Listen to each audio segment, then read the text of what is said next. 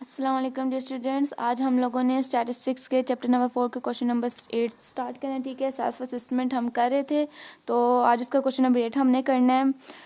Question है हमारे पास, the following data represent the number of popup advertisement receive by the 10 families during the past month. Calculate the mean number. ठीक है, calculate हमने क्या करना है, मीन निकालना है of advertisement receive by each family during the month and हमें जो वैल्यूज़ दी हुई हैं। ठीक है, तो हमें यहाँ पे क्वेश्चन में आप पूरा क्वेश्चन देखें। ठीक है, इतना बड़ा क्वेश्चन देख के इतनी बड़ी जो है ना, आपने देख के परेशान नहीं होना। ठीक है, बट आपने ये देखना है फाइंड क्या लिखा हुआ है, कैलकुलेट क्या लिखा हुआ है, ठीक है, डिफाइन क्या लिखा हुआ है, आपने बस वो ही करना है। ठीक है, बाकी अभी जैसे इस पूरे क्वेश्चन में से मैंने देखा कैलकुलेट दी मीन। अब पूरा क्वेश्चन बहुत शॉर्ट्स है। ठीक है, 2-3 स्टेप्स का क्वेश्चन है। ठीक है, बाकी क्वेश्चन कितना आंसर जो है ना इसका 2-3 स्टेप्स का। ठीक है, बाकी क्वेश्चन जो है इतना बड़ा उन्होंने इतना दिखा दिया है कि आपको देखने में मुश्किल लग रहा है। ठीक है, तो इसको सॉल्व करने के लिए सबसे पहले हमें बोला है क्वेश्चन में कैलकुलेट दी मीन। मीन निकालना है, कहीं भी आपके पास लिखा हो कैलकुलेट दी मीन। ठीक है, मीन आपने फाइंड करना हो तो आपको इस तरह की वैल्यूज़ लाजमी दी होंगी। ठीक है, मीन निकालने के लिए आपको इस तरह की वैल्यूज़ लाजमी दी होंगी। ठीक है जी, तो उसके लिए आपने क्या करना है, मीन फाइंड करने के लिए हम फार्मूला जो लगाते हैं, ठीक है, समेशन एक्स का फार्मूला हम लगाते हैं। ठीक है, हम x bar equals to summation x divided by n. ठीक है, तो हम क्या करते होते हैं इस फॉर्मूले में, जितनी भी हमें ये वैल्यूज़ दी होती हैं तो हम 1 बाय 1 ये सारी वैल्यूज़ लिखते हैं। ठीक है, 43 प्लस ऐसे ही सारी वैल्यूज़ को हम 1 बाय 1 लिखेंगे।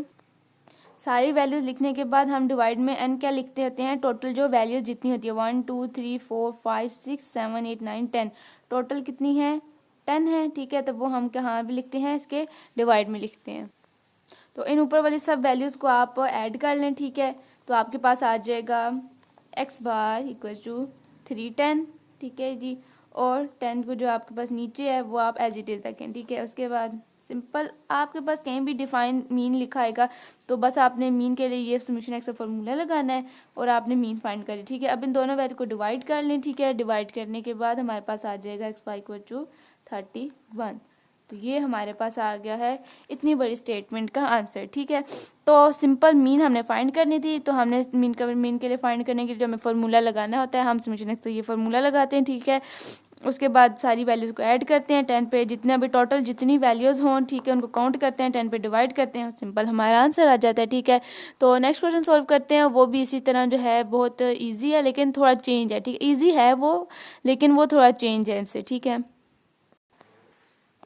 क्वेश्चन नंबर 9 में हमें दिया हुआ है the following table of a group data. ठीक है, ग्रुप डेटा क्या होता है, जिसमें हमें इस तरह का एक डेटा दिया होता है। ठीक है, जिसमें हमें जो नंबर्स वगैरह कुछ भी इस तरह का दिया हो। ठीक है, जिसमें आपको अलग जो हम पीछे सॉल्व करके हैं, ठीक है, वो हमारा अनग्रुप डेटा होता है। ठीक है, जिसमें हमें 1 बाय 1 सारी वैल्यूज़ को काउंट करना ऐड करना होता है। ठीक है, तो वो हमारा अनग्रुप डेटा होता है। उस तरह का अगर आपके पास डेटा आ जाए तो उसके लिए आपने समेशन एक्स का फॉर्मूला लगाना होता है। ठीक है, जो हम यूज़ करते हैं अभी तक। बाकी आपके पास अगर इस तरह का आ जाए डेटा दिया हो तो इसको जो है हम ग्रुप डेटा कहते हैं। ठीक है, तो data represent the weight in boundaries. ठीक है, of 100 computer towers. Calculate the mean weight for computer. ठीक है, अब इस क्वेश्चन में भी हमें कहा हुआ है कैलकुलेट द मीन, हमें निकालनी मीन ही है। तो आपने यहाँ पे एक चीज़ का ध्यान रखना है कि आपको जो डेटा दिया हुआ है वो किस तरह का। ठीक है, वो ग्रुप डेटा है, वो अनग्रुप डेटा है। ठीक है, फिर आपने उसके बाद सोचना है कि आपने मीन तो फाइंड करनी है, उसके बाद सोचना है कि आपने फार्मूला कौन सा अप्लाई करना है। ठीक है, क्योंकि मीन फाइंड करने के लिए हमें जो है हमेशा जो है समेशन एक्स का फार्मूला दिया था। ठीक है, लेकिन आपने डेटा लाजमी देखना है कि आपको डेटा किस टाइप का दिया हुआ है। ठीक है, क्योंकि उसमें हमें डेटा क्वेश्चन में चेंज दिया होता है। तो कहीं भी आपके पास जो है ना डेटा में वेट बाउंड्रीज देखें, जैसे हमें वेट बाउंड्रीज दिए हुए हैं इन्होंने। ठीक है, और दूसरा जो है वेट पाउंड्स दिए हुए हैं। ठीक है, और दूसरे नंबर पे हमें दिया हुआ है नंबर ऑफ़ कंप्यूटर भी दिए हुए हैं। ठीक है, तो नंबर ऑफ कहीं भी किसी भी क्वेश्चन में आपके पास नंबर लिखा और नंबर का वर्ड आ जाए। ठीक है, कि नंबर ऑफ फैमिलीज़ या नंबर ऑफ कंप्यूटर, ठीक है, नंबर ऑफ कुछ भी आपके पास इस तरह का आ जाए ना, तो उसके लिए आपने क्या करना होता है कि हमने एक अलग फार्मूला लगाना होता है। लेकिन नंबर जहाँ भी आपके पास आ जाए और इस तरह की हों, ठीक है, तो वो आपने समझ लेना है कि ये हमारी फ्रीक्वेंसी है, क्योंकि इस नंबर ऑफ कंप्यूटर नंबर कहीं भी आ जाए तो वो हमारी फ्रीक्वेंसी होती है। ठीक है, और बाकी ये जो है हमें वैल्यूज़ दी हुई हैं ये हमारी क्या आ जाएंगी, क्लास लिमिट। ये आप देख लें आपके क्वेश्चन में यहाँ पे बी यूज़ हो रहा है कि पी यूज़ हो रहा है, ठीक है, ये आप देख लीजिएगा कि ये बाउंड्स था या पाउंड्स था, ठीक है। तो हम लोग स्टार्ट करते हैं। तो मैंने आपको बताया कि इस तरह का डेटा आपके पास क्या होता है, ग्रुप डेटा होता है, और ग्रुप डेटा में आप हम अलग फॉर्मूला लगाएंगे। मीन तो हमने फाइंड करना ही है, ठीक है। बाकी नंबर दिया हुआ है, आप देखें डेटा आपको कितना चेंज दिया हुआ है दूसरे क्वेश्चन से जो अभी हम पीछे सोल्व करके हैं, ठीक है। तो इसका मतलब नंबर कहीं भी आ जाए इस तरह का आपके पास, तो ये आपकी फ्रीक्वेंसी है और ये आपकी क्या है, क्लास लिमिट। तो ये हमारे पास आ गई हमारी क्लास लिमिट, ठीक है, और ये हमारे पास क्या आ गई, फ्रीक्वेंसी। तो मैं पहले इसका टेबल बना लेती हूँ। तो ये मैंने जो है इसका टेबल बना लिया। टेबल क्या है इसका, ठीक है, क्लास लिमिट में क्या आ जाएंगी, सारी ये वाली वैल्यूज आ जाएंगी। तो ये मैंने आपको क्या बताया, नंबर ऑफ कुछ भी लिखा हो तो ये आपकी क्या होती है, फ्रीक्वेंसी होती है। तो फ्रीक्वेंसी में सारी वैल्यूज आ गई, ठीक है। बाकी जो है अब इसको फाइंड करने के लिए हमारा अलग जो फार्मूला होगा वो क्या, x bar equal to summation f x, ठीक है, और नीचे क्या आ गया, समेशन एफ, ठीक है। तो इस पे हम जो है ना पहले इन वैल्यूज़ को हम सोल्व करेंगे, ठीक है। इस पूरे को इसमें हमने एक्स निकालना है, ठीक है, और एफ एक्स निकालना है, ठीक है। तो उसके बाद जो है फिर हम वैल्यू इसके अंदर डाल के तो उसको सोल्व करेंगे, ठीक है। तो सबसे पहले आप देखें क्लास लिमिट में मैंने ये सारी वैल्यूज़ लिख ली हैं, ठीक है। तो ये हमारी जितनी आगे सारी टोटल वैल्यू, ठीक है, तो हमारी टोटल वैल्यू आ गई, ठीक है। बाकी ये हमारी क्या है, फ्रीक्वेंसी है। तो फ्रीक्वेंसी में जितनी भी वैल्यूज़ हैं इन सबको ऐड करना है। तो इस सब का फ्रीक्वेंसी का टोटल हमारे पास क्या आ जाएगा, 100 आ जाएगा, ठीक है। बाकी अभी आप देखें फार्मूले में एफ और एक्स को हमने क्या करना है, यहाँ पे मल्टीप्लाई करना है, लेकिन वो हम चलो बाद में करते हैं। पहले हमने क्या करना है, ये एक्स है हमारे पास, ठीक है, हमारा जो मिड पॉइंट है, मिड पॉइंट हम एक्स को हम क्या कहते हैं, ये हमारा मिड पॉइंट होता है। मिड पॉइंट हमने कैसे निकालना है, जो क्लास लिमिट है और हमारी जो है इनको पहले हमने ऐड करना है, ठीक है। जैसे ये मेरे पास है क्लास लिमिट की फर्स्ट वैल्यू है 3+5, ठीक है, डिवाइड क्या करना है, 2 करना है, तो इक्वल्स मेरे पास आ जाएगा इसका 4 आ जाएगा आई थिंक, ठीक है। तो इस तरह सारी वैल्यूज़ को ऐड करते जाना है हमने। नेक्स्ट वैल्यू जो है वो मैं आपको आपके सामने करके दिखा देती हूँ।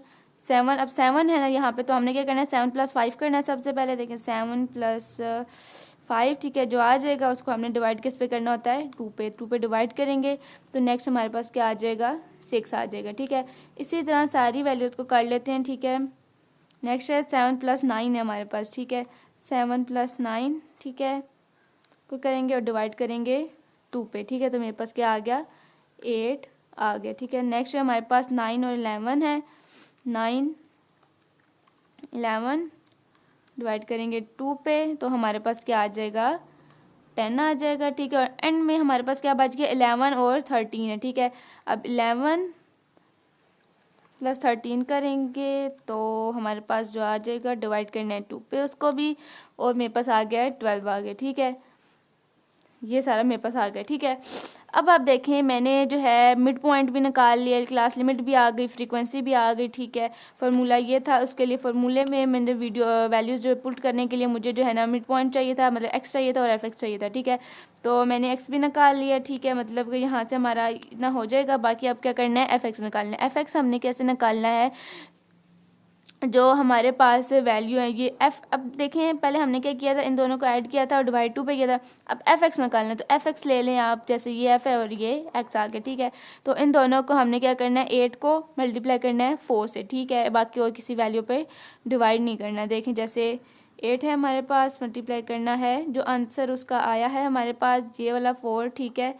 इस 4 पे इसको करना है मल्टीप्लाई करना है, तो मेरे पास क्या आ रहा है, 32 आ रहा है, ठीक है।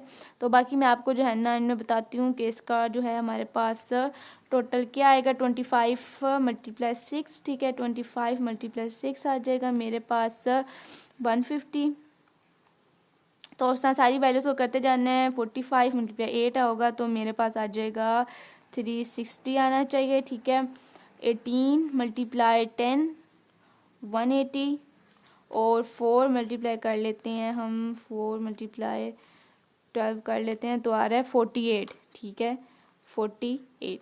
अब आप इन सब वैल्यूज़ को जो मेरे पास यहाँ पे आ गई हैं, इन सब वैल्यूज़ को आप ऐड कर लें, ठीक है, जितनी भी वैल्यूज़ हैं ये सारी, ठीक है। 1 बाय 1 आप इनको ऐड करते जाएं, प्लस करते जाएं। 32 प्लस आ जाएगा 150, ठीक है, प्लस 360 प्लस 180 और प्लस 48 तो जैसे मेरे पास यहाँ पे आ रहा है 770, ठीक है, तो ये मेरे पास आ गया 7 7 और 0।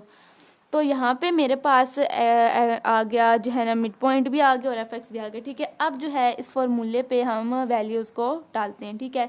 तो सबसे पहले आप देखें कि समीशन एफ था हमारे पास, ठीक है। तो एफ हमारा कितना आया टोटल, समीशन तो अपनी जगह, एफ कितना आया हमारे पास 70 आया, ठीक है, 7 आया। तो एक्स बार इक्वल्स टू 770, ठीक है। डिवाइड में क्या लिखना है, समीशन एफ है, मतलब कि हमारे पास जो एफ़ का टोटल कितना आया है 100 आ गया, ठीक है।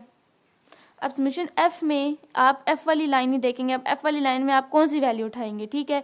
तो जो उसकी कोई भी वैल्यू तो उठा नहीं सकते हम, क्योंकि बहुत सारी वैल्यूज, एक ही वैल्यू तो नहीं है। तो जो टोटल आया है हमारे पास 100, हम उसको उठाएंगे, ठीक है। तो अब हम 770 को डिवाइड कर लेते हैं, 770 को डिवाइड कर लेते हैं 100 पे, तो मेरे पास आ जाएगा 7 पॉइंट, जैसे कि मेरे पास आ रहा है x bar equals to 7.7, that is the answer, ठीक है।